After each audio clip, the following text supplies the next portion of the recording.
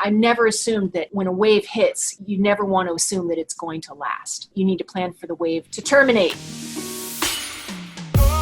Welcome to Building Bellingham. I'm your host, Leo Cohen.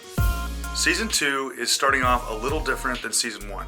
We're not in the studio, and our conversations are live streamed onto the Building Bellingham Facebook page before they make their way here. We're a little rougher around the edges, but the core is the same. Honest conversations with local entrepreneurs, talking about challenges, failures, and the effort it takes to build a successful business. Join me as we dive into the story behind one of Bellingham's biggest brands. Erin, hello. Leo, hello. You are in your natural environment. I'm in my natural habitat. I thought I would share that with all of you. I'm in the R&D kitchen where I also have an office, and then I also have my R&D kitchen here, and it's really where I spend most of my time when I'm not on my feet all over the bakery every day. For those of you who don't know Erin, this is Erin Baker, and she has Erin Baker's Wholesome Baked Goods. And so if you've been on an airplane, specifically Delta or American Airlines, if you've been to Costco, which I think 99% of humans have been to Costco, grocery stores, coffee shops, you're going to see Erin Baker's breakfast cookies. And that's just one of your products, but that is probably your staple. And there's a history to it that we're going to go through today, which I'm super excited for. So thank you for joining us on the Building Bellingham podcast, the feature-length. Entirely my pleasure. Erin, where are you from? Tell us a little bit about you. Born and raised in Washington State, born in Spokane, and then raised in the San Juan Islands, mostly on Orcas Island. I moved to the San Francisco Bay Area when I was about 12 years old and spent about 10 years there before I moved back to Washington. In the San Francisco Bay Area, I gained a lot of experience in the food and beverage world, and it really introduced me to fine cuisine, fine wine. I was working for this great restaurant group. You know, my mom's favorite restaurant was Chez Panisse. You know, that's Alice Waters. Alice Waters started the new cuisine, California cuisine movement. So I was really, marinated in the idea that food should be simple, it should be fresh, and we should nourish our bodies with what we put in our mouths. I came back to Washington after California it was very expensive, and, I really wanted to come back to my roots, and I moved back to Whidbey Island, and that is where I started Erin Baker's Wholesome Baked Goods. You mentioned something about wanting to have fresh, wholesome nutrients in your food. Is there a problem in America right now with how food is consumed and how it's processed? Did that kind of negative side of our food industry propel you into wanting to distribute better nutrients to people? Absolutely. My mom raised us on whole food. She baked our bread. She grew our vegetables and canned and dried, along with working a job as well. She really taught that the kitchen was definitely a classroom for me. I spent a lot of time in the kitchen with my mom, and she would tell me what she was doing and why she was doing it. She said there's always a place for a little bit of sugar, a little bit of butter. There's always a place for a Coca-Cola, but not as a regular thing. And so I was really infused with the ideals that we have today. And that is, there's a time and a place for dessert. There's a time and a place for a soda, and a taco. But for the most part, I eat for sustenance. And then I party on the weekends, or, if I go to a party, I eat, some food that's not that great for me, but it's really enjoyable. So that's really the premise that I started my business. And I wanted to bring healthier packaged food to America. And in 1994, there were 45 million Americans that were not eating breakfast on a regular basis. Yeah, 45 million Americans. Now I don't even know the statistic now. It's probably like 60, 65. Last time I looked, it was like 58. Breakfast is a tough one for people. Everyone's in a hurry, number one. Number two, I'm not a big breakfast eater, and that's really why the breakfast cookie resonated with me so much. When I was little, my mom used to make an oatmeal cake, and she would put all the brown fruit in it, and that's really what inspired the breakfast cookie was this dense oat nutrition, sweetened with fruit. And she'd send us out the door and be gone for hours with this really energy-packed snack to go. So that's really what inspired the breakfast cookie. And 27 years ago, it was kind of a hard sell until I'm like, just try it. It tastes good. The breakfast cookie has propelled forward on its own steam. Once people try it, they love it. And we've had customers for 27 years. There's kind of a tipping point, right? There's a point where you're doing one action and you're getting 10% of the result. You're out there, you're grinding pre-tipping point. point as a business owner. Tell me a little bit more about how much energy goes into that pre-tipping point. What is that tipping point like? And have there been multiple tipping points for you as you've held your business? Well, the energy that goes, from when you have the dream, right? I had the dream, this is what I'm going to do, to actually making enough money to support myself. It was a while. It was 5 years. And I worked 2 other jobs while I was baking at night. My days for 5 years, I was working 16 hours a day. You just do what it takes. There isn't anybody to complain to. There isn't anybody to be like, hey, I need a day off. Woo! It's all you. It's all your own steam. I did whatever it took. It took a lot, but it was my dream and it was mine. And that really propelled me forward. The first tipping point for me was getting the cookies into a couple of grocery stores in Seattle. One of them was QFC. QFC was my first real grocery store account at Kroger Holding. Things really started to take off from there.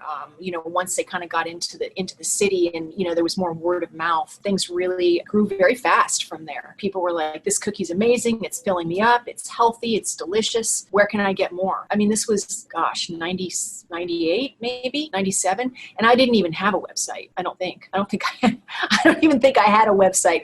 So I was just taking phone orders. It was great. It really just kind of exploded. And that's when things really took off was, like 98, 99, 2000. So that was the first tipping. So you're already working 14 to 16 hours, and then you're also answering phones once this was just starting to really get some momentum. Do you think there would be a different world if you had started your business 5 years ago when, you have these landing pages with Shopify and Squarespace and all these things? Do you think it would have been a different world for you to start this business then? Or do you think it would have been the same thing no matter what? The vision was the same the whole time? I think the vision would have remained the same. I just probably would have had more opportunities to scale faster because people that are starting their businesses now and, really in the last 15, 20 years have the entire country or the whole world to sell to. So I think there's more opportunity now to scale fast. For me, it was, just really kind of bootstrapping, grassroots. And my mom is an entrepreneur. And so I was pretty familiar with that process and, what it took. So it didn't seem too out of the ordinary for me. For you and for me and for other entrepreneurs out there that are at some point in their journey, right? Because it's all a journey. There's not really an end result. There's little checkpoints, right? When you're building a business and it's unique, the coolest part is that you just had this belief or vision that you were going to make something better than what was out there. Even if people are saying, Erin, cookies shouldn't be healthy. They're like, we need just more snickerdoodles in the world. And you're like, no, but there can be a healthy cookie. How do you put those horse blinders on? Tell me more about that process for you. How do you have that steel trap of this vision's going to happen one way or another, whether you have Shopify or not, or whether you have, you know what I mean? Like it's going to happen. I had good feedback from the beginning. So I didn't have people saying,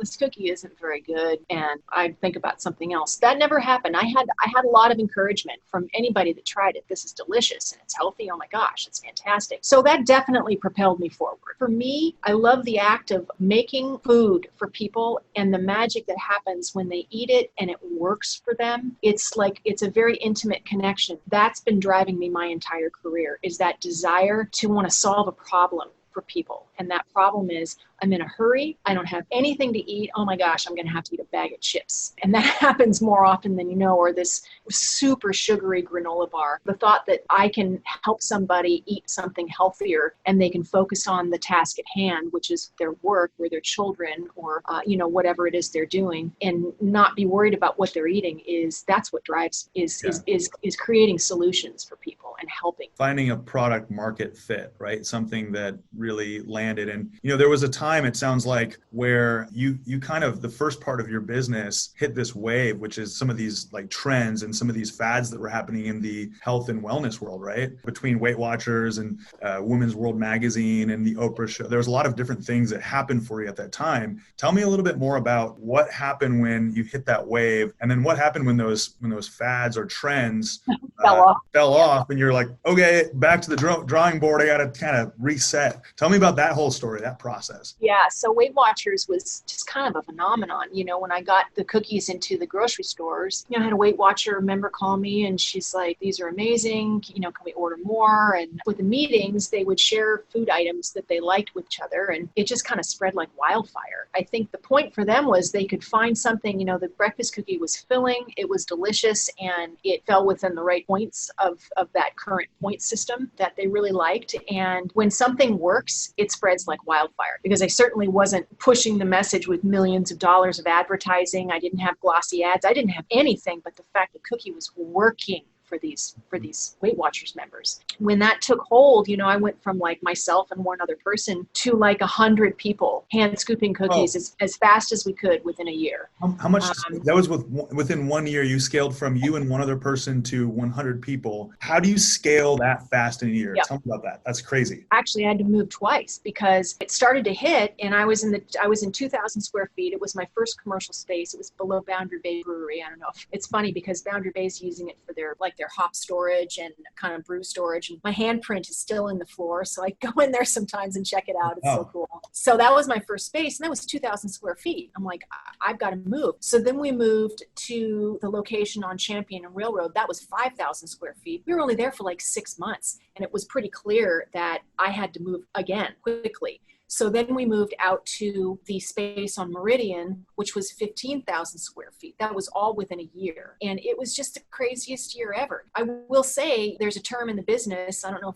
if it's in your business, but sales solve everything, right?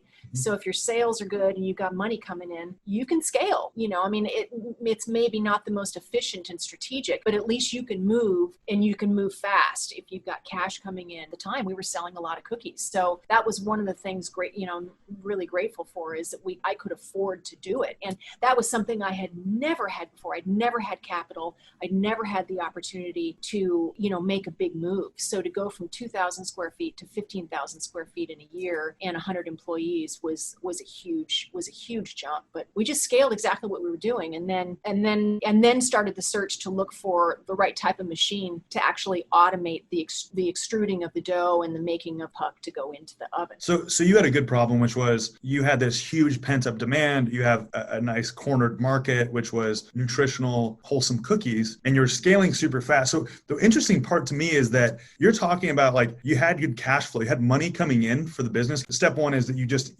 needed to make the move. You needed to make that move to that space. Good problem because you have good cash flow. And then the next step is like, how can we make these systems work better? What was that transition like from going from 2 people to 100 people to saying, okay, we need to automate some of these processes to make this more feasible? What was that process like? Well, at the time, I was having a really hard time finding equipment to extrude the dough, the breakfast cookie dough. The breakfast cookie dough was very unique. There really, at the time, was not anything like it on the market at all. It's a very nutrient-dense dough. Oats are the first ingredient, and prune puree is the third ingredient. And then you've got nuts and dried fruit and seeds and nut butters. It's a very, very heavy, thick dough. Whereas most cookies that were being extruded really weren't being extruded, they were being deposited, which means they were just kind of being, a dough depositor, they dropped. It's more of a batter type consistency. So it just moves through really with ease and not a lot of resistance, because you're just talking about white flour and white sugar and flavoring, and maybe some nuts, maybe some chocolate chips. But I mean, lucky, right?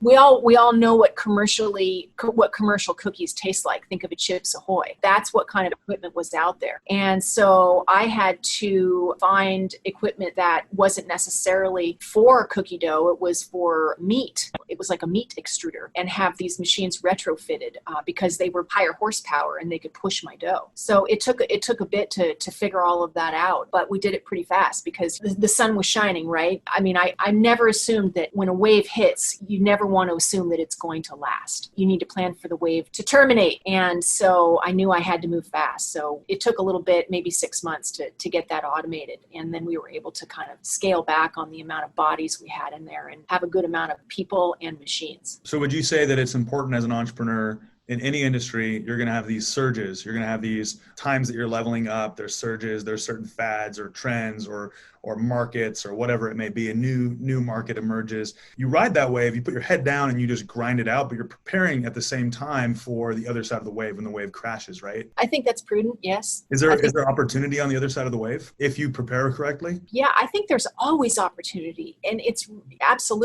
so easy to get used to the good times, the high time, cash is rolling in times.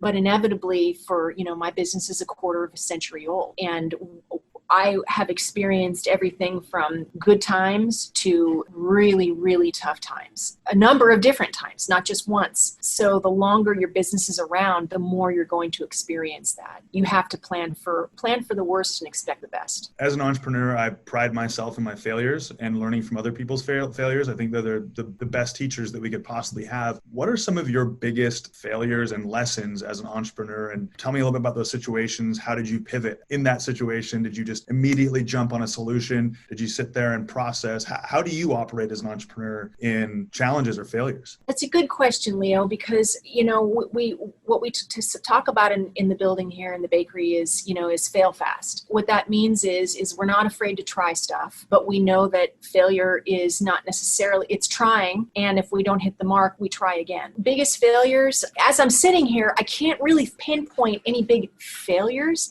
in my career. I've always desired to work collaboratively. That's really what comes most naturally to me. I love to work in a group, and I love to surround myself with wonderful people and people that are smarter than me, and that I can bring my own brilliance, but others are just as important. We've really made great decisions together moving through the history of the company. I wish I had some big juicy failure story, but I just don't consider anything that we've done here a failure. More of a lesson than anything, right? Yeah, that's how we learn. I watched Anne Marie's interview. She's one of my dearest friends. And, she talked about how she got her MBA to learn how to run her business. And this is my MBA. My MBA is happening in my business. I didn't go to college.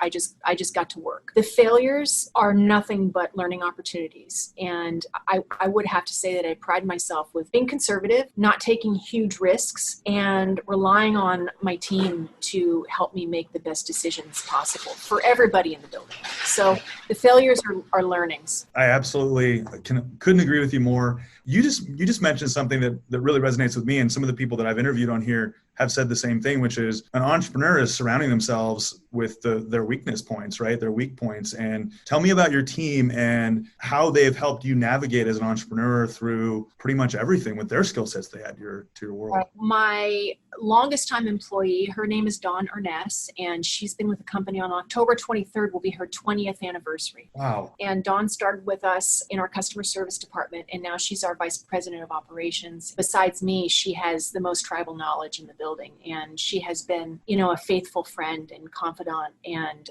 a wonderful advisor. And she has the things that I don't. She is incredibly organized, really great at being an amazing supporting role for me. She knows me so well, so it's like she can finish my sentences and read my thoughts. Blade Lawson is our director of production. He's been with us for almost 7 years, and he's a young and very talented young man, and came to us from another food manufacturing facility, and so had a lot of experience already to apply. And he's just mechanically so smart, and I love the way his mind is, and he does a great job with our production crew. We have a great QA director, David Keeler. Again, really, I head up R&D, but I kind of lack that scientific background that R&D needs. So David and I do a lot of collaboration there. He has an in-depth scientific background of, food science. And so that's incredibly helpful. And then Rob McCormick, who is actually my business partner. Rob grew up here in Bellingham, and he's about 8 years younger than me. And it's funny because when I first started making breakfast cookies, he was in high school still. Wow. So weird. And he'd stop at Cruise and Coffee on his way up to the mountain and get a coffee and a breakfast cookie. And he loved the breakfast cookies in high school. And then Rob went to college. He went to Wazoo. Then he went out into the world. His first job was with Jones Soda. So we got this really cool job with this great, hip, forward-thinking company. And then he, later after that, went to work for 5 Hour Energy. And we're all familiar with those little energy shots. Yep. Yeah, exactly. Also another really innovative and interesting company. And he was director of global sales. So he got a lot of experience, in the global sales market. Rob and I connected about 6 years ago, and he said, "Hey, my wife and I want to move back to Bellingham. I'm from Bellingham. I love your cookies." And we talked for about a year before we decided to work together. We just have a great relationship and complement each other very much in terms of his strengths and my strengths. A true business partnership is something that you can't buy it. You're just lucky enough to find it. I have that, and it's really the best thing about my work is the people that I work with, and I love to come to work every day. day. We've got a great team and they're all really smart at things that I'm not. We talk about culture, and culture is kind of this buzzword in corporate world or business world, right? But I like the word environment better. How have you created this ecosystem, this environment where people want to stay? I mean, that's one of the biggest things is obviously if someone wants to go, it sounds like you're supportive of people doing their thing, but you've created this world, you've continued to grow your world to accommodate the best of the best in your world. And so how do you do that? What is your secret recipe, to culture and environment?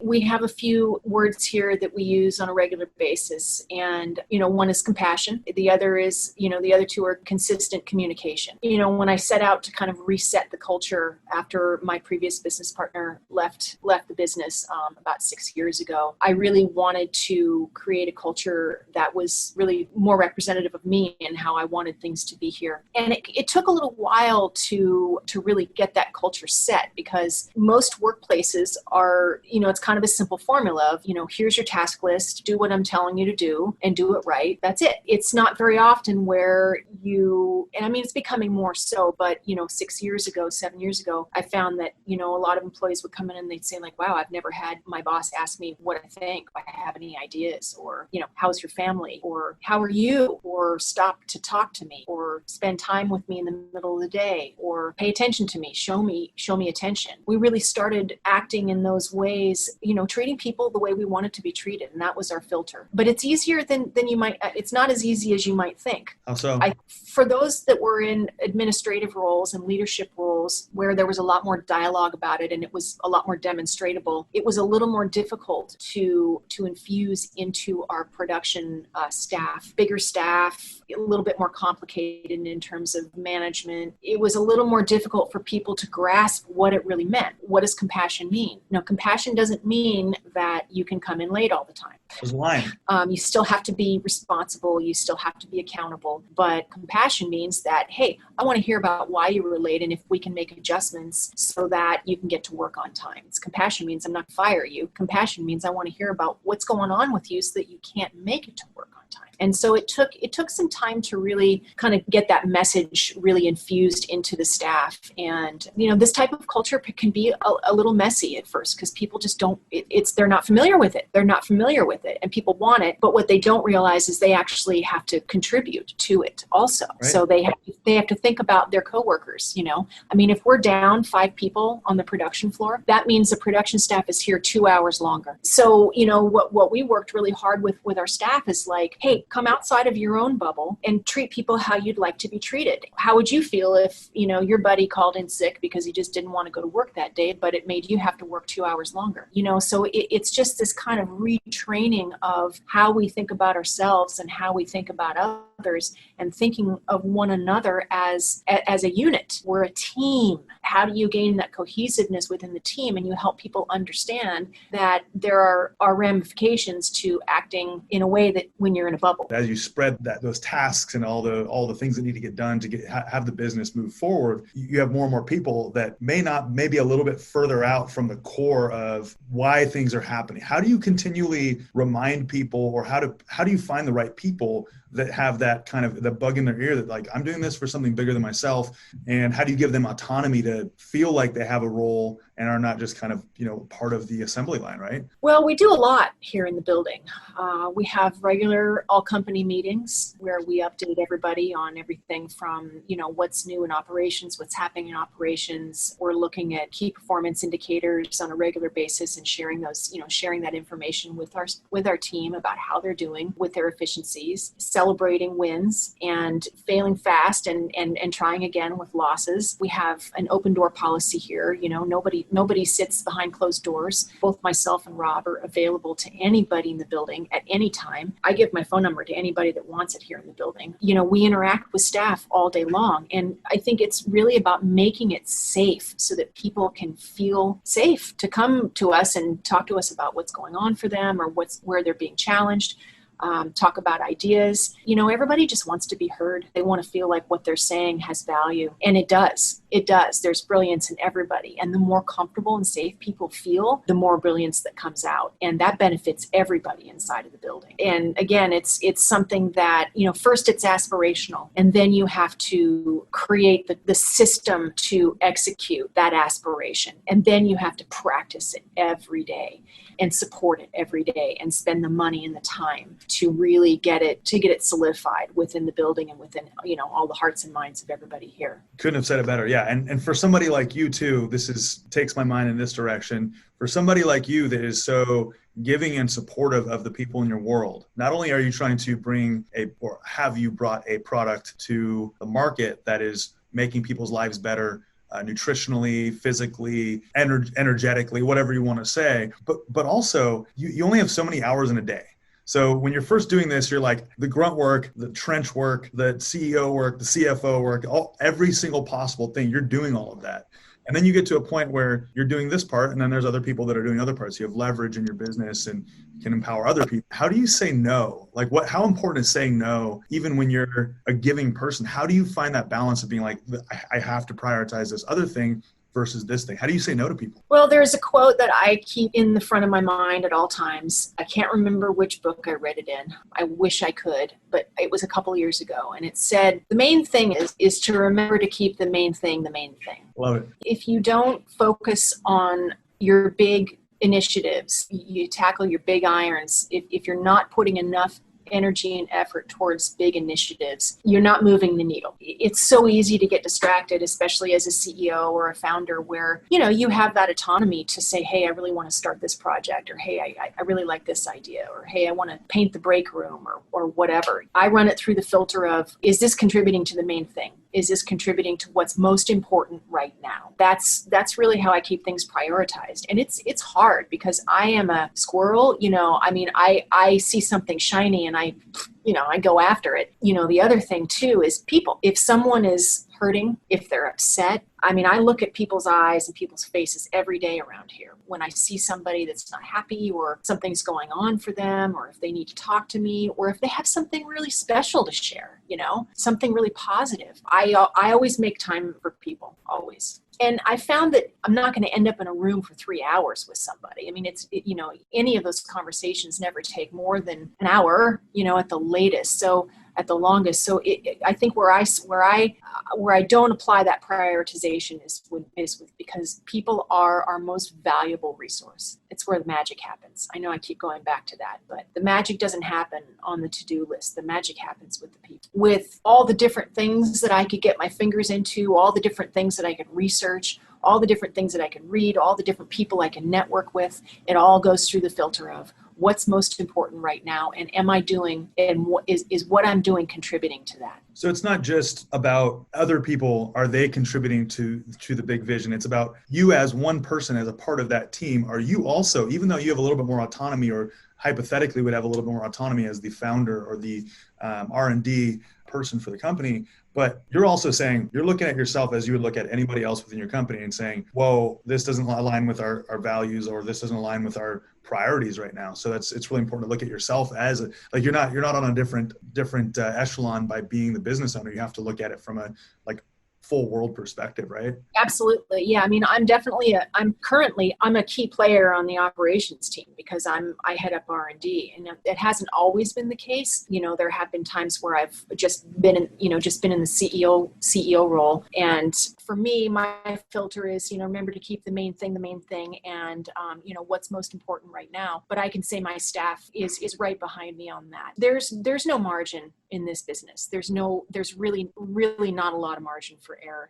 And there's not a lot of margin for wasting time, even on a daily basis. So everybody here, I think, is really definitely in support of that. So I can say we're all applying that. That's so awesome to hear. Let's talk a little bit about competition. So knowing that your business is unique, right? As an entrepreneur, finding product market fit, you have to be passionate about it. You have to be someone that actually really cares about what you're doing. So you have those two things, but then you're not the only person out there that's creating some sort of health food. Tell me a little bit about competition. I know there was something that happened with Kellogg early on on in the business. Tell me about how you look at competition as an entrepreneur. Competition is just that. I mean, competition is a healthy thing. I mean, if there wasn't, it certainly is, keeps the fire going underneath us, and it inspires us. We see products that inspire us, and we create our own version of what inspires us.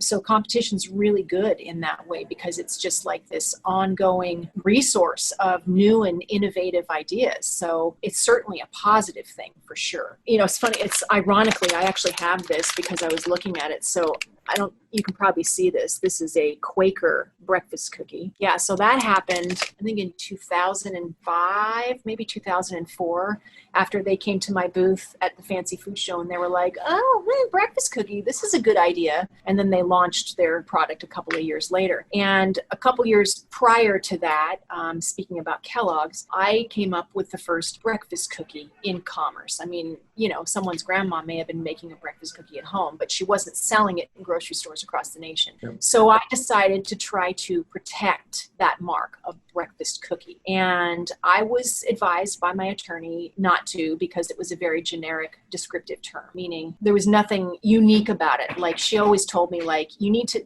like, Apple computers is a great example, because apples have nothing to do with computers. So it's a protectable mark. And so I went for it and decided to spend the money and try to gain the mark. I was within 30 days of gaining that mark, and Kellogg's opposed the mark in the interest of just maintaining its generic form. These huge companies have whole legal departments that troll these applications. They're looking for great ideas. They're looking for ideas that they can poach and use.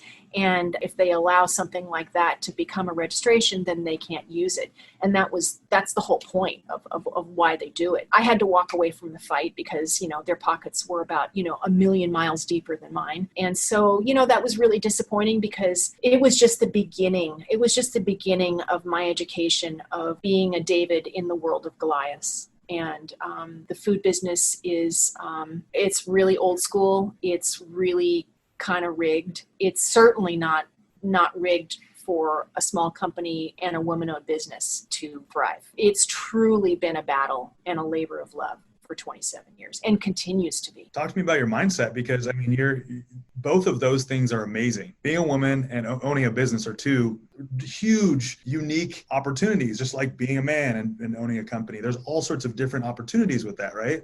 Tell me a little bit more about, you're stepping into this world and you're already getting pushback from a old school industry where it's like, well, this is the good old boys club. What is it like to be in a world, be super focused on your vision, and then have these like things that are a positive thing for pretty much everybody, except maybe the good old boys club. And then you have this situation where these things they make it difficult for you because you're a smaller business and you're a woman, that's how you're born. You're born a woman. That's how you can't change that. I think it echoes or mirrors the truth about life. It's just how it is. It's just how it is. Life is not fair. Sometimes you get a leg up, sometimes you don't. Sometimes you get knocked down, sometimes you get a hand up. It's just how it is. If we get too far down into that, like all this stuff has happened to me and I've been held down and I've been held back, it takes the attention away from what's most important. And what's most important is moving forward. I can say that my focus is more about the fact that I have been here for 27 years.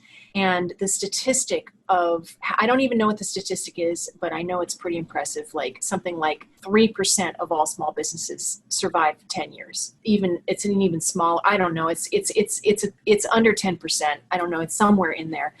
Survive 20. I just keep bringing myself back to that. Like, you know what? No, I'm better than all of that.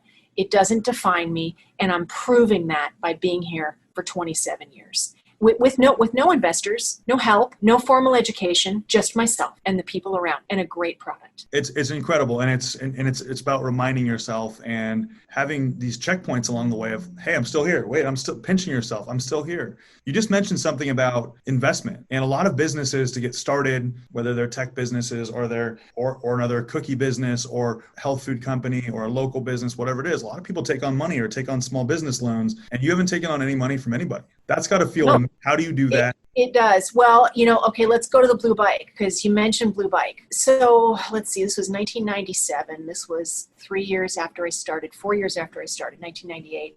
I was down in my space below Boundary Bay Brewery. I was using this really piece of crap pizza oven. It was bad. Wouldn't hold temperature. I could only get 4 sheet pans in it. It was a struggle. If your oven is small, you can like mix and tray 4 times as fast as you can bake. So if your oven is a pinch point, it's a big problem. So, that's when I was putting in like 16 hours a day and I'm like, I have got to get a different oven. This is ridiculous. So at the time, remember going back to when I was living in San Francisco, I was waiting tables, but it was like fine dining. So I was making good money. I bought a new car while I was down there. It was my first big purchase. I couldn't believe I even qualified for the loan. I bought myself a red Jeep Wrangler. It was amazing. So in the time between that and the time that I moved here, I had paid off. I had paid it off and I had the title. And so I wrote a business plan. I worked with Tom Dorr up at the Small Business Development Center, wrote a business plan. I had 3 years of business under my belt. I had success to show. I had this collateral and I went to, at the time it was Bank of Bellingham, for a $10,000 loan and they turned me down. And so I sold my Jeep. I delivered my cookies on that dang bike for like 6 months on that blue bike. I had an old Schwinn blue bike. Did you at least have a couple gears? Was it a unicycle or did it have two wheels? What were you doing? It had 2 wheels. Yeah. No, it was just an old Schwinn bike. It was my tool around town. And I put some big baskets on the back and I had a big backpack and I would just go up and down, all those little places. And then I found some old delivery van with a hole in the floor in Anacortes and bought that. I couldn't let anybody drive that because it was too dangerous. So I was the only one that could drive. I got the money from the Jeep. I bought the ovens. I just did what it took. And that was the only investment money I'd ever asked for. I was turned down. I just figured out how to get through that roadblock. I sold the only asset that I had and just kept moving forward. It's been an incredible journey though, not, just growing slowly but surely and living here in Bellingham and employing people and enjoying this incredible area and doing what I love, without having to go into deep debt to keep a dream alive. You were talking about cash flow earlier, and we're still going through this crazy time with COVID, and I don't want to really make this about COVID that much, but there are these things that happen economically, things that happen like COVID that might be health-wise, but are now economic and political and all these things. How important is profit and cash flow and having no debt? And because debt obviously affects those things, right? Paying back debt or eating into your profit margins. You had no debt. And so going into this, and maybe you had reserves and you had all this foundation set. How did you weather this storm going through COVID? Tell me more about that experience. The last 6 years have been really interesting for the company. There were a lot of big hurdles for us in the last 6 years, starting with the minimum wage increase. We relied pretty heavily on not at minimum wage, but a little higher than minimum wage or, the bulk of our production staff. So weathering and shouldering a 40% increase over 4 years was a big thing for us. We're a nationally sold food product and, we weren't able to pass on those costs like local businesses were. The taxpayers of Washington State voted that law in, and I understand the reason for it and I support it. Washington State businesses were able to pass some of those costs, if not all of those costs, on to the consumer that actually voted in the law. We weren't able to. We have, our breakfast cookie still needs to be $1.79 across the country. So it was a really interesting, a big challenge for us to figure out how to make that work and to continue to be competitive on the shelves on a national level. That was a big project over a period of 4 years. The other big project for us was the Food Modernization Safety Act, which was put through by the Obama administration and basically making our food supply safer by requiring manufacturing facilities to actually prove that they're doing the food safety, that they're doing what they're saying they're doing, which was a pretty dramatic increase in what we had to do and the equipment that we had to do it with. So there was some really big costs associated with those 2 big projects. The other big project that we had was an ERP system, which is basically the system that runs the whole bakery. That was another part of traceability and, just functioning, bringing our systems forward so that we could function in a really efficient manner and to scale to grow. So those were three giant projects that we had to move through in the last 5 years, that just a lot of work inside the building, a lot of focus inside the building. So really we weren't able to do huge innovation and do a lot of stuff outside of the building. So going into COVID, we weren't really in a position where we had, huge new launches and success and cash rolling in. And, we were just coming off of getting ready for growth. And COVID has definitely been very challenging for us, just like it has been for everybody else. But again, it shows the strength of our team. We've been manufacturing from day one. We never shut down. Well, we didn't, we're an essential business. We continued to manufacture, and everybody in the building remained healthy and united, and very grateful to be here and very grateful to be continuing to do what we do. We certainly saw a lot of disruption in the supply chain and in the distribution chain from getting our product, here from the bakery to the shelf. There was a lot of disruption in that distribution chain, so causing us a disruption in sales. So, again, I say that with a grain of salt because I know that every other business out there, with the exception of construction, construction and recreation, I don't know, there's lots of businesses that are doing great right now, but then there are some that aren't.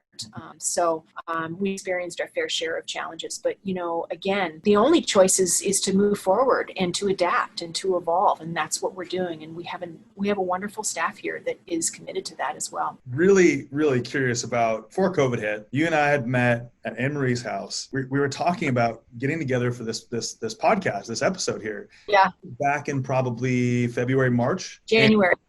Oh my gosh, this year's flown by. I know. You were saying, this is before COVID, and you were saying, I've got this product that I'm working on, time to get this out, and then I'm happy to go on the podcast. And I was like, Erin, the podcast is not more important than your new product? How? I'm offended. But really, you created this new product. It's in Costco now. Tell everybody that's watching this, and tell me about. Let me grab the package. I'll be right back. Cool. So it's called the Better Cookie. This is the almond butter flavor. So this product, near and dear to my heart, I created this product because, I don't know, you get to your middle age. And I would say middle age is not a bad term, because if I'm in middle age, that means I'm going to be 102. And I'd really like to make it that far. So, but I'm eating less gluten, less sugar, less refined products basically. And so this product, the Better Cookie, is grain-free, gluten-free, paleo, and vegan. That means is no refined sugar, no grains, and we're utilizing ingredients like cassava flour, which is a root, and we're using almond flour, coconut oil, almond butter, coconut, nut butters, things like that. Really dense nutrition. We launched our first launch at Costco in the Pacific Northwest on March 18th. Perfect timing. You timed that really bad. No sampling. And, sampling is really important at Costco, especially for a product that's healthy, right? Because people want to try it. But, it went pretty good. So we were pretty happy with the results, considering everything that was going on. The lack of traffic going through Costco, no sampling. So it went really well. We've also launched at Sprouts, which is it's about a 350 store chain, not in Washington, but the Southwest California. Then the Better Cookie also launched in LA, in the LA region of Costco last month, and did rockin' good. So LA's a good place to launch a product like this. So we're looking forward to a lot more business with Costco with this product. We love to do business with Costco. They're a great partner for us. We'll be launching this, nationally with other retailers as their buying offices open back up, which has been also such a bummer because, we worked hard on this product to get this ready for market. And all of a sudden, beginning of the year, when all these reviews were happening, category reviews, which only happen once a year. So if you miss it, you've got to wait, an entire calendar year to represent. Buying offices were closed and buyers were not looking at new products. Grocery stores were not even going to think about bringing in new products. So it's interesting when you think you've got an ace in the hole, right? It's all the buzzwords. I mean, it's not only is it vegan, it's paleo. Not only is it paleo, but it's grain-free and gluten-free. So we knew we had a great product, and we knew we had something that could be kind of a unicorn, in a way.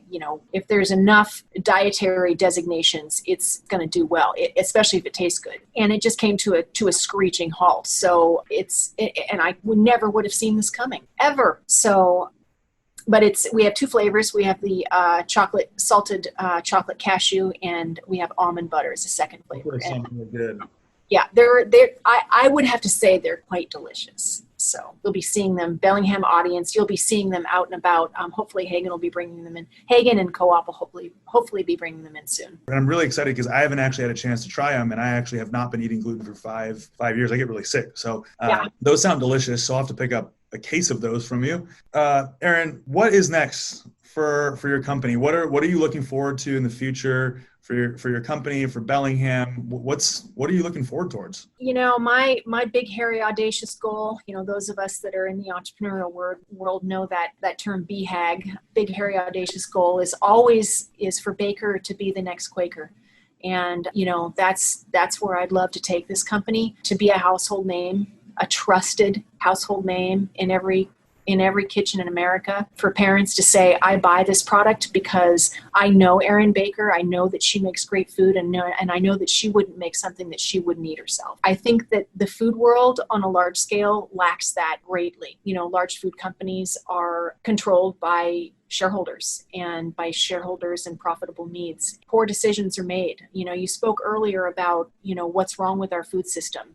Our food was industrialized, and it was designed after the war, in the 50s, was industrialized, and it was designed to sit on the shelf for 12 months. Oh, that's a great idea because we can make more money. We can make everything in centralized locations. We can ship it on rail cars. We don't have to get it there fast before it spoils. That's when artificial flavorings came in. That's when artificial colorings came in. That's when farming became really not good. Much of the food that's out there in packages, there's nothing alive about it. There's nothing nourishing about it. It's a great big problem that we have in this country, is that we're largely eating food out of packages, and most of that food is really, really not good for us. And so Rob and I really want to bring an honest and truthful and healthy food to the American family.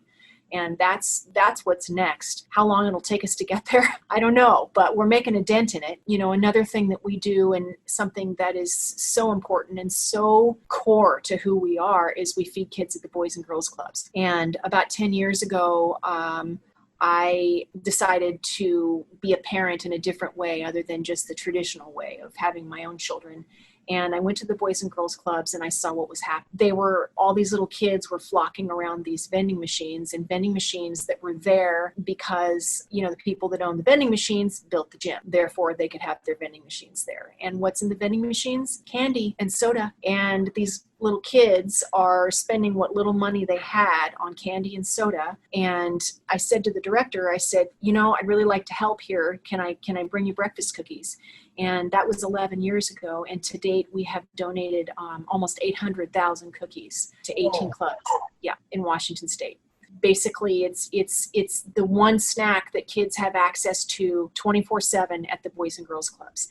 60% of the kids at the clubs are food insecure. And what that means is that they do not know where their next meal or snack is coming from. They could very well go home and have bare shelves and no parent at home to feed them. So they're going home with breakfast cookies in their backpacks. They're going home on the weekends with breakfast cookies in their backpacks. They're going to school in the morning with breakfast cookies in their backpacks. They're eating breakfast cookies while they're at the club. I mean, the food programs have definitely improved at the clubs since we started this program. Heather Powell and her incredible team that take care of the kids in Whatcom County do a wonderful job with the food now. And it's really changing, but the breakfast cookie is a staple healthy snack for the kids, and it has been for 11 years. And it's simply a percentage of our sales, and our give is consistent with other large companies like General Mills to children's programs. So the more product we sell, the more cookies we donate, and we just simply ship them to the clubs every month. It's amazing. That's the other big thing, and that's our effort to reduce childhood obesity, to reduce childhood, food insecurity, and to show kids, to habituate them to food that actually has food value in it. Most kids are habituated to high sugar content, high fat content, foods that should only be eaten on a very special occasion and in moderation at that. And they're not. They're eating it multiple times a day. And this, they think a banana Pop-Tart is what a banana tastes like. No, that's not. It's not what and they don't like a banana, because it doesn't taste like the sugar rocket that's in their mouth. So the other big point that I was trying to make is let's get these kids' taste buds back to where they should be and where their body is craving whole food and not the candy bar. So it's been an incredible journey with Boys and Girls Clubs. They're an amazing organization. I mean, talk about selfless and incredible leadership. They're raising this country's youth, truly. And we're honored to be working with them to help them raise these kids. It's very inspiring. It has to be a part of your business is how can you, not only how can you grow it, but how can you impact your community? And so thank you so much for your contribution to our next generation. It's just amazing. I'm also just, my mind's a little bit blown. I'm trying to imagine, it's like a math equation of how many, if you stacked 800,000 cookies in one room, what that would look like. It's a lot of cookies. A lot of cookies. 11,000 a month. It's a lot of cookies, but a lot of nutrition. So thank you so much for that. And Erin, thank you for joining me from your, as David Attenborough would say, from your natural habitat. Natural habitat. No, you said it better. You say it again. Thank you for joining us from your natural habitat. He's got a little bit more theatrical British voice, but that's awesome. I love it. Erin, thank you so much for your time. Thanks for joining us. Thanks, you guys. Building Bellingham is a community podcast exploring leadership, challenges, failures, and business with entrepreneurs right here in Bellingham, Washington. You can watch interviews live and be the first to hear about upcoming guests on the Building Bellingham Facebook and Instagram pages. Again, I'm your host, Leo Cohen of the Cohen Group Northwest. This episode was produced and edited by Cooper Hansley and Tiffany Holden. Our logo was designed by Sam Vogt. To learn more about the team behind the podcast, search Cohen Group NW on Google, Facebook, Instagram, or LinkedIn.